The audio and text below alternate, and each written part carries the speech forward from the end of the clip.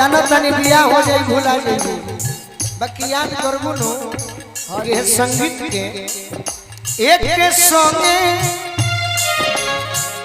एक कॉलेज में दिलवा भेजत रहू लव वाला पेज में